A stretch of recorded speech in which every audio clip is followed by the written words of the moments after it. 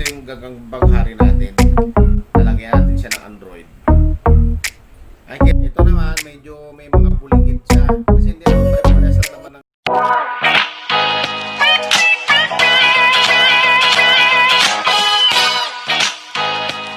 Salamat po tayo Mento and like and share po.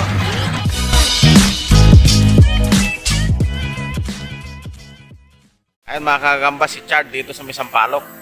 Ayan, good morning sa'yo Chard. Ang aga-aga, ayan o. Buka ng gagamba.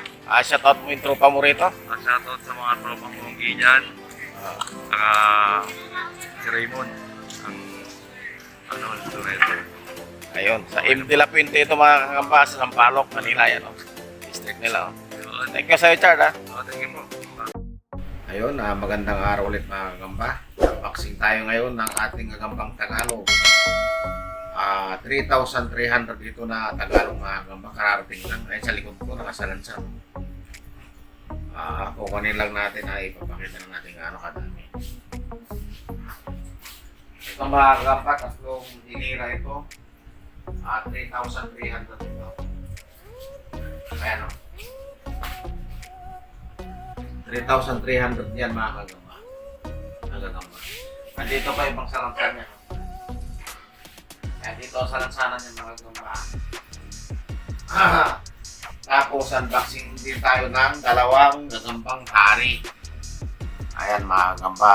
So, yung mga nagka-comment dyan na huwag daw ihalo yung maliliit na huwag nang huliin. Hirap kasi mga kagamba ng ano eh.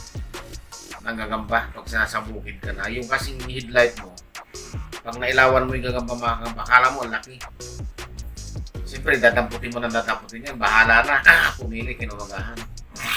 Siyempre, naawa ka doon sa nanghuli. Kaya lang nahuli niya sa loob ng 3 oras na puyat siya 100. Mariridikan pa.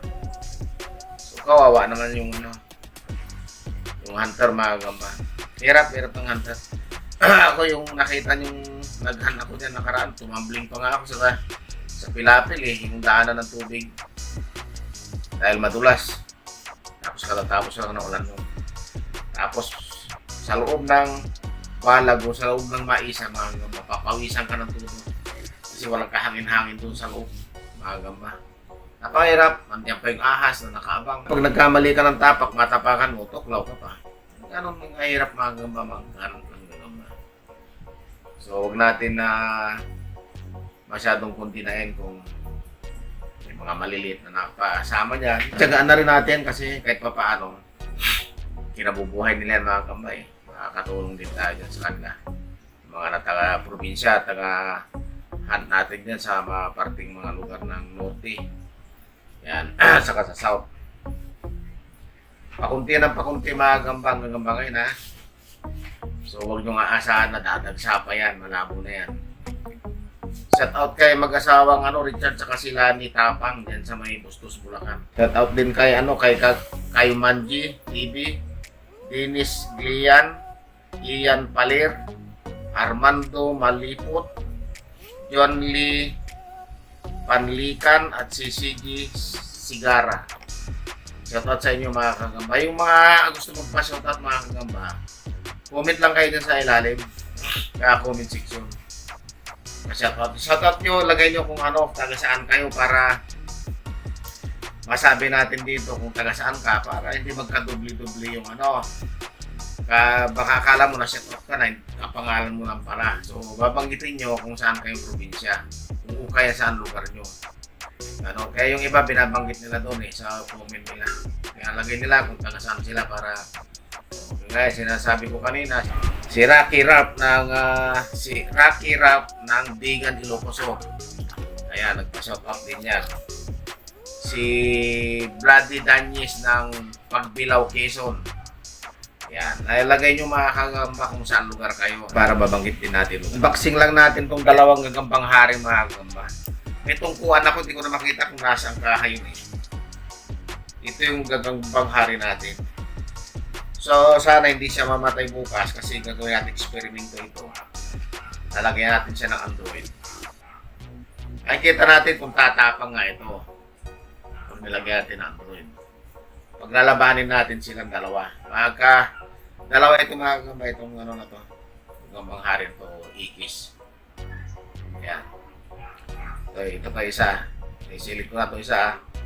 Meron pa isa. Dalawa yan na nilagay ko sa puspuro. Ito pa isa. Iba rin ang hugis sa likod nito. Ito yung nasa mga damuhan ko mga gamba, sa talahib. Sa matataas na damo. Iba naman kasing yung nakukuha sa kakahuyan mga kagamba, stripe. Pag ganun, pabalagbag. Ito naman stripe pababa. Kasi sa damuhan yan nakukuha yan. Ibang klase yung likod yan. Maraming klaseng gagamba mga gamba. Ayan mo, kita mo kung tumae sa talagang sirit talaga. Ayan o. Ayan, titingnan natin kung mag-effective yung ano. Load natin yan. So, sunod na araw, abangan yan mga gamba. Lalabanin natin. So, sisilid na natin itong gagambang hari natin. Yung tungkuan, di ko mahanap kung nasaan. Tingnan natin, ay papakita natin. Ayan. Kung makikita nyo. Ayan. Nakalikod-dahan-dahan itong salamin. Yan. Oh, likod sila. Hindi pwedeng hindi tanggalin hindi pwedeng tanggalin mo ano. Ayan. Okay naman, maganda sukat, maganda ang laban. Magaspang ang tawagin namin. Ayan o. Yung tawagin namin yan, magaspang. Ayan. Ayan. Tayo. Wala masyadong gamunggo. Ayan. Kararating lang nito mga kagamba. Sinapot ko kanina sa kabaldo.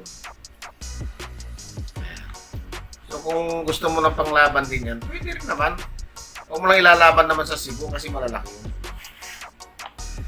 Yung iba, ang sabi nila, malalaki na kalaban namin dito tayo.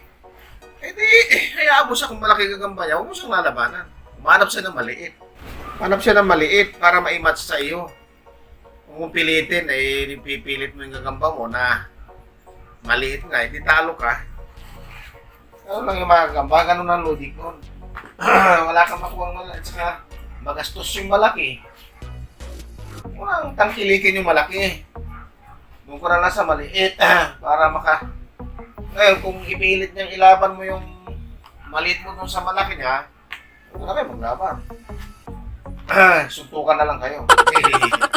Joke lang. Kaya lang yung mga gamba. Ang ganda yung sukat din nito mga gamba. Kala siyempre pag Tagalog, sabihin nyo magic box yun Ito. Ayan maganda pa rin Tingnan nyo kahit nasa normal siya na kaha. Ayan Ayan. Ayan. Tingnan nyo. Malaman pa rin siya. Ano siya? Kaya niyang sumabay na sa tangkal ng Bisaya, mga kagamba. Kasi basal tong inilawan nila Ang ibig sabihin ng basal, mga kagamba, yung unang ilaw nila ito sa isang lugar. Hindi pa nila kumbaga sa hindi pa nila nabalik-balik ito. Una pa lang, unang ilaw pa lang nila sa isang lugar ito, mga kagamba. May basal ang tawag yan, malalaki. Akala mo yung Bisaya talaga siya na malalaki Ayan. Hindi ka naman dyan lugi kung bibinta ka niya. Mga bata. Ayan may Pokemon pa dyan ganda ng kulay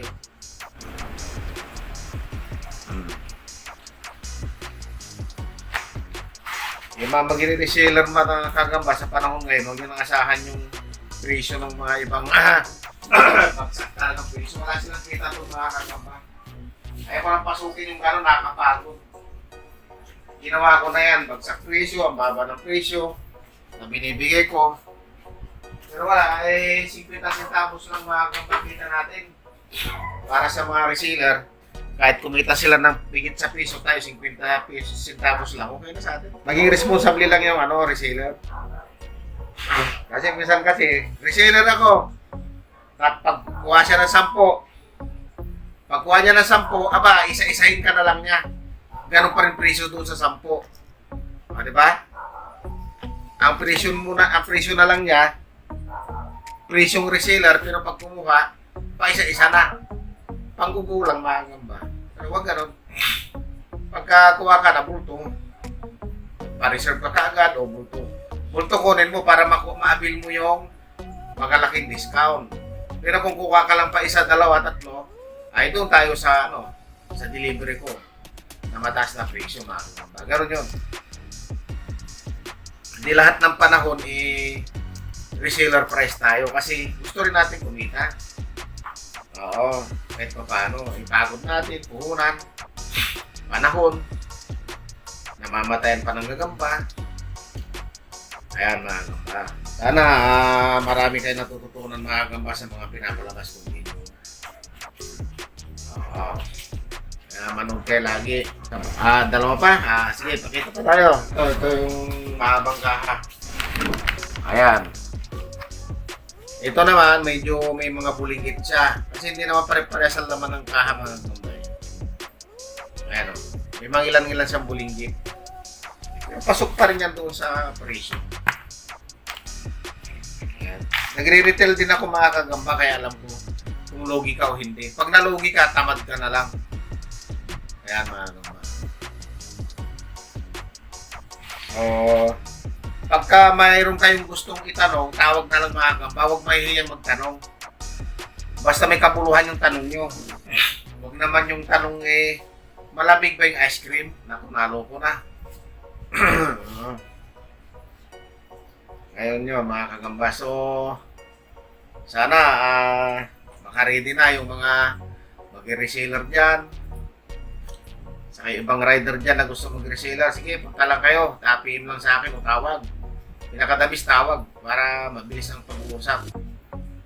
So, yung ibang hindi ko nasasagot dyan, pasensya na. Yung ibang hindi ko nadideliveran dahil iba yung utak ko, pasensya na, antay lang kunti. Mangulit lang kayo, PM lang kayo, o text lang kayo kung tatanong lang kayo kung kailan tayo, kailan ka dadaan dito, ganun lang. Importante, ilagay nyo kaagad yung address nyo, saka cell number. Tapos dito sa lugar po na ito, kailan ka dito daan tayo para may screenshot ko, matawagan kita agad.